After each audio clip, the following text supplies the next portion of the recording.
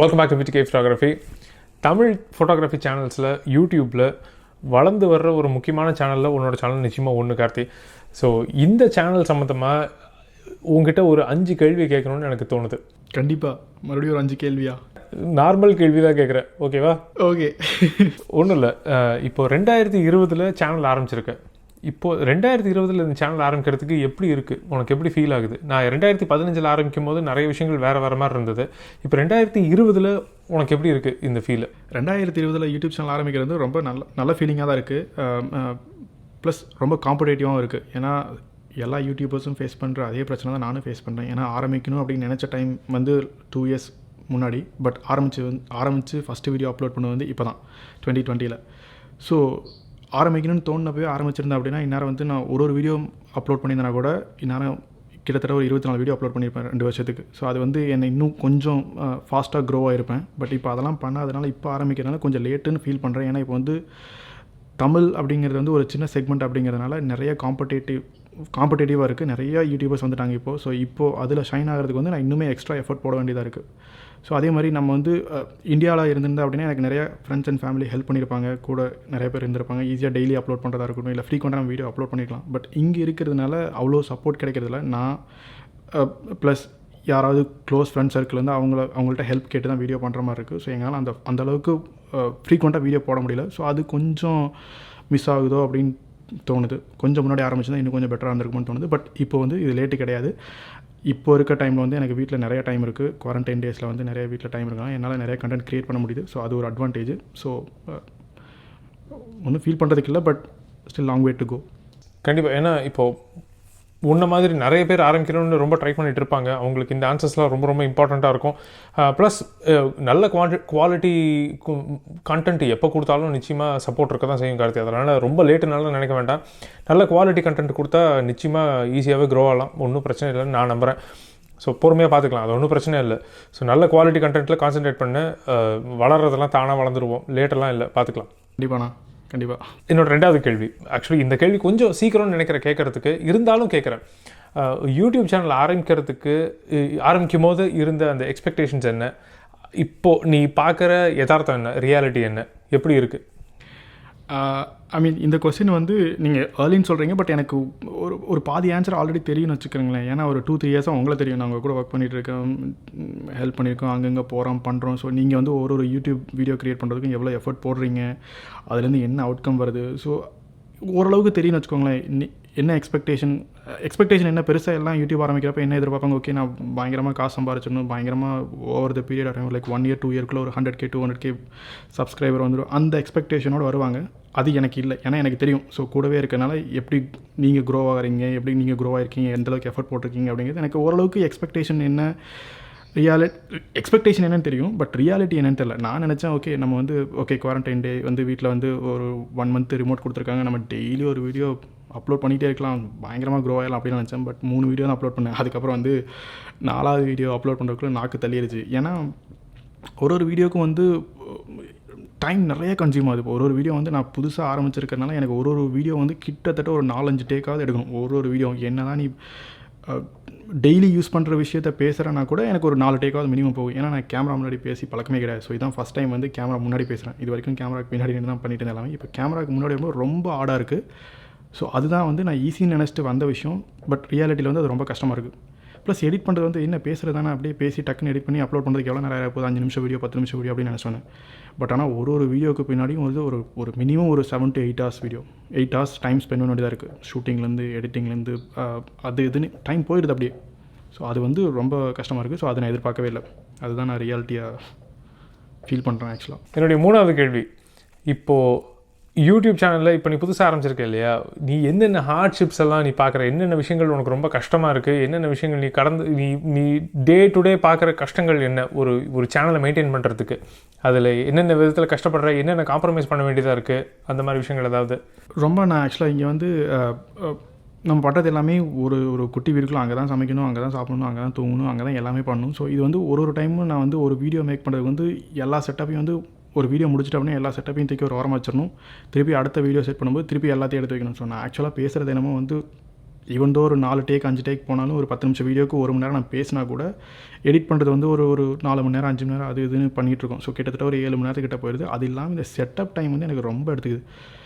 Okay, ப்ராப்பரான lighting வச்சு, audio வச்சு, டேபிள் அட்ஜஸ்ட் பண்ணி, ஏன்னா எல்லாத்தையும் நான் டிஸ்மேண்டில் பண்ணிடுவேன். ஒரு வீடியோ முடிஞ்சதுக்கப்புறம் டிஸ்மேண்டில் பண்ணுவேன். ஏன்னா சின்ன வீடியோ அப்படிங்கிறதுனால இடம் இருக்கல. ஸோ திருப்பி எல்லாத்தையும் செட் பண்ணி வீடியோ எடுத்து அப்லோட் பண்ணி அதுக்கு கமெண்ட்ஸுக்கெல்லாம் ரிப்ளை பண்ணி அவங்க, ஸோ அது ரொம்ப லென்த்தி ப்ராசஸாக இருக்குது. ஸோ இது ரொம்ப டைம் கன்சியூம் பண்ணுது. ஸோ அது வந்து என்னோடய டே டு டே பேஸில் மற்ற ஆக்டிவிட்டீஸ் எல்லாம் பார்த்துட்டு இது பார்க்குறது வந்து ரொம்ப கஷ்டமாக இருக்குது.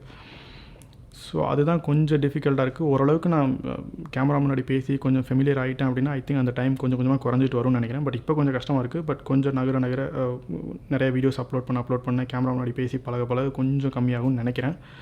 ஸோ ஹோப்ஃபுல்லி நான் ஒரு வீடியோக்கும் போடுற டைம் கம்மியாச்சுன்னா இன்னும் நல்லாயிருக்கும். இன்னும் என்னால் நிறைய வீடியோஸ் க்ரியேட் பண்ண முடியும். ப்ளஸ் எனக்கும் மற்ற இதில் கொஞ்சம் கான்சன்ட்ரேட் பண்ணலாம். ஸோ அதுதான் கொஞ்சம் பர்டனாக இருக்குது. பட் ஐ திங்க் அது கொஞ்ச நாள் போக சரியாயிரும்னு நினைக்கிறேன். கண்டிப்பாக உனக்குன்னு ஒரு சின்ன செட்டப், ஒரு பர்மனெண்ட்டாக ஒரு செட்டப், பர்மனெண்ட் அட்லீஸ்ட் ஒரு 20 வீடியோக்காவது யூஸ் ஆகும் அப்படிங்கிற மாதிரி ஒரு செட்டப் ஒன்று வச்சுக்கோ கார்த்தி. இல்லைன்னா அந்த மோட்டிவேஷனே போயிடும். ஏன்னா எல்லாத்தையுமே டிஸ்மேண்டில் பண்ணி வச்சிட்டேன்னாக்கா ஒவ்வொரு வாட்டியும் டே கலையரங்காரா ஆஸ்பத்திரியாக மாற்றுங்கடாங்கிற மாதிரி முடியாது. அது ஒரு அடிக்ஷன் மாதிரி ஆயிடுச்சுன்னா ஆக்சுவலாக. ஸோ ஏதாவது புதுசாக ட்ரை பண்ணும். அது பிகினிங்லேயே ஒரு அடிஷன் வச்சுக்கோங்களேன். ஒரு 25 மெகா பிக்சல் கேமரா கையில் கொடுத்து நீ ஷூட் பண்ண அப்படின்னா அதில் வந்து 12 mega pixel camera 12 mega pixel shoot பண்ணுறதுக்கு ஆப்ஷன் இருந்தால் கூட இல்லை நான் 24 தான் ஷூட் பண்ணுவேன். ஸோ அப்படிங்கிற மாதிரி ஒரு அடிக்ஷன் ஆயிடுச்சு. ஓகே, லைட்டாக பெஸ்ட் லைட், கேமராவாக பெஸ்ட்டு கேமரா, பேக்ரவுண்டாக பெஸ்ட்டு பேக்ரவுண்ட், ஓகே என்னென்ன இருக்கோ எல்லாத்தையும் யூஸ் பண்ணி கண்டென்ட் க்ரியேட் பண்ணணும் அப்படிங்கிற மாதிரி ஒரு அடிக்ஷன் இருக்குது. ஸோ அதனால தான் எல்லாத்துக்கும் கொஞ்சம் டைம் எக்ஸ்ட்ரா போகிற மாதிரி இருக்குது. பட் ஐ திங்க் அதான் முன்னாடி சொன்ன மாதிரி போக சரியாயிடும் நினைக்கிறேன். முக்கியமான கேள்வி, நிறைய யூடியூபர்ஸு பயந்துக்கிற கேள்வியும் கூட இது வரைக்கும் யூடியூப்புக்காக மட்டும் நீ எவ்வளோ செலவு பண்ண, யூடியூப்லேருந்து வருமானம் எவ்வளோ வந்திருக்குன்னு தான் நிறைய பேர் கேட்பாங்க. ஆனால் யூடியூப்புக்காக நீ எவ்வளோ செலவு பண்ணியிருக்க அதை சொல்லு. செலவு, ஐயோ இது நான் சொன்னேன்னா வந்து இப்போதைக்கு சேனல் ஆரம்பிக்கிறவங்களுக்கு வந்து கொஞ்சம் டிஸ்கரேஜிங்காக இருக்கும். இது டிபெண்ட்ஸுங்க. ஸோ அதான் நான் சொன்ன மாதிரி என்னால் கொஞ்சம் ஆஃபர்ட் பண்ண முடியுது, அதனால் நான் பண்ணுறேன். கொஞ்சம் கமிட்மெண்ட்ஸ் எல்லாம் கம்மியாக இருக்குது. ஸோ அதனால் கொஞ்சம் ஆஃபர்ட் பண்ணுறேன். ஸோ இதுதான் எல்லாருமே பண்ணணும் அப்படின்னு அவசியம் கிடையாது. ஸோ இது வந்து நிறையா விஷயம் வந்து தேவையில்லாத விஷயம் நான் பண்ணி வச்சுருக்கேன். பட்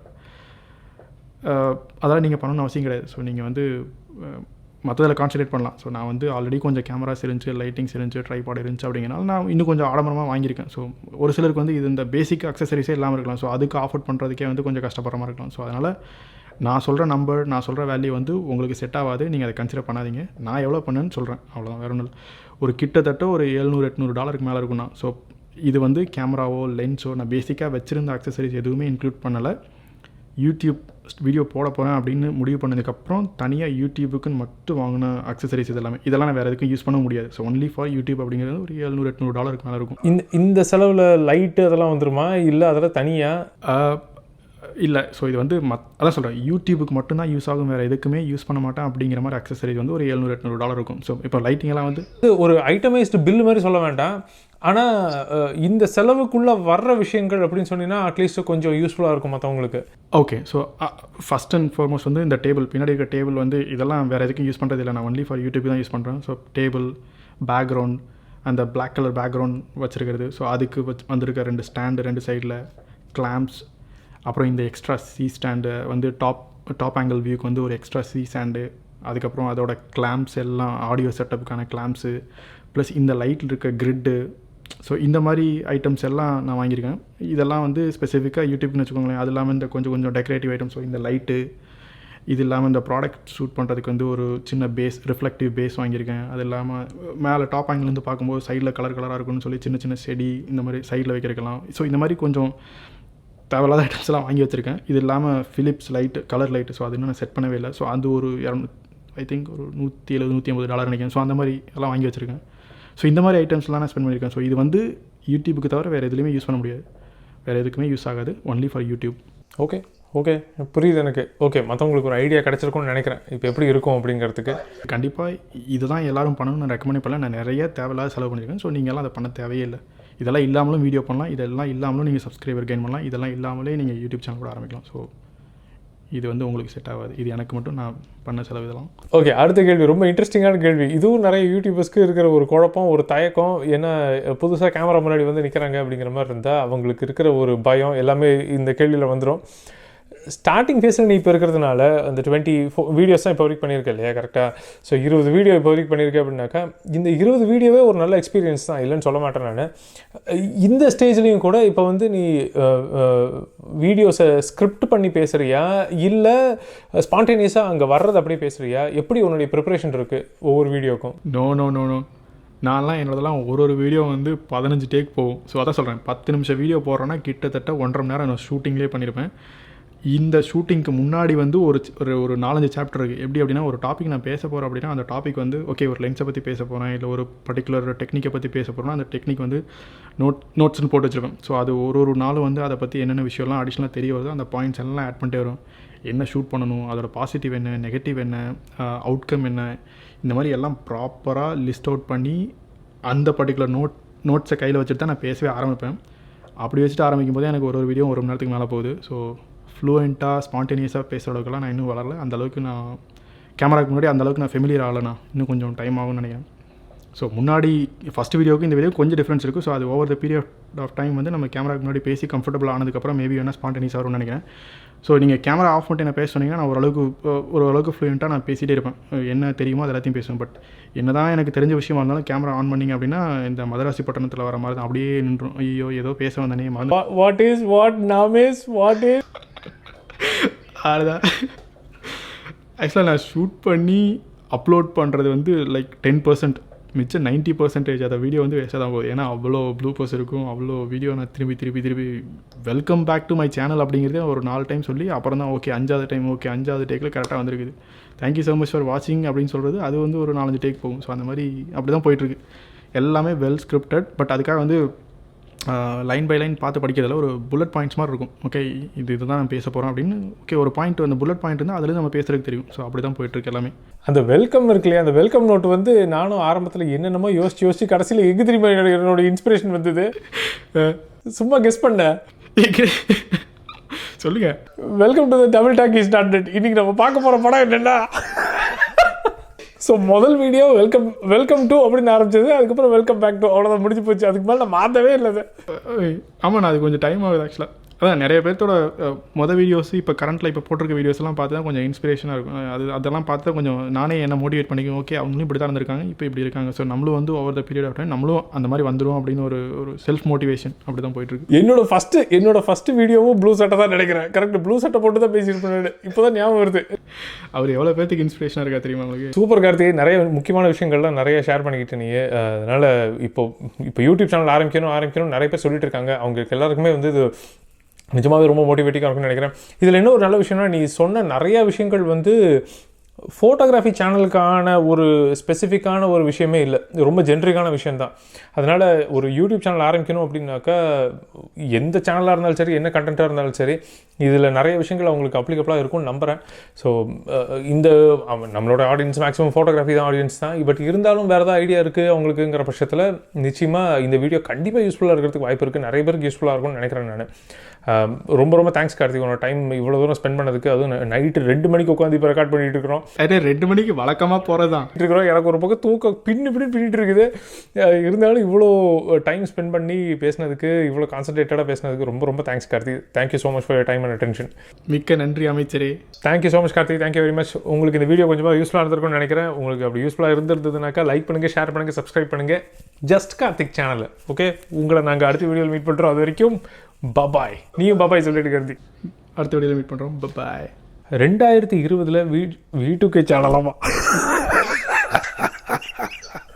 கேள்விக்கு எவ்வளோ டேக்குனா பதிலுக்கு எவ்வளோ டேக்கு போகுமோ ஆண்டவா. சாரி கார்த்தி, ஒரு லைட் ஆஃப் ஆகிடுச்சு, பேட்டரி போயிடுச்சு. ரைட்டு, ஒரு டைம் பேசும்போது முன்னாடி பேசுனதே நல்லா இருக்குமா தோணுது. நம்ம வந்து ஐயோ நான் இருங்கண்ணா போச்சு, வெயிட் பண்ணுங்கள்.